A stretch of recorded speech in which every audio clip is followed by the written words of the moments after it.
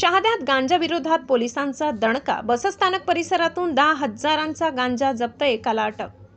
शहादा शहरातील अंमली पदार्थांच्या अवैध विक्री विरोधात स्थानिक गुन्हे शाखेने धडक कारवाई करत बसस्थानक परिसरातून 512 ग्रॅम गांजा जप्त केलाय.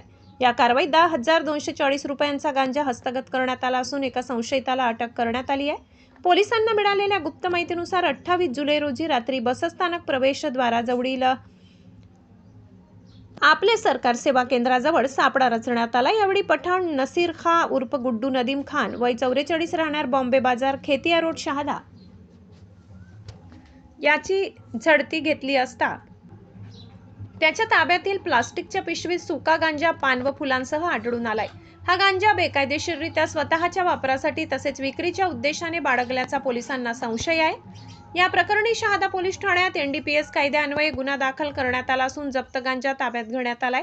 ही कारवाई पोलीस अधीक्षकांच्या मार्गदर्शनाखाली स्थानिक गुन्हे शाखेच्या पथकाने केली असून पुढील तपास पोलीस करीत आहेत. ताज्या घडामोडी पाहण्यासाठी चॅनलला सबस्क्राईब करा. आशापुरी न्यूजसाठी मुख्य संपादक लाला चव्हाण यांचा रिपोर्ट.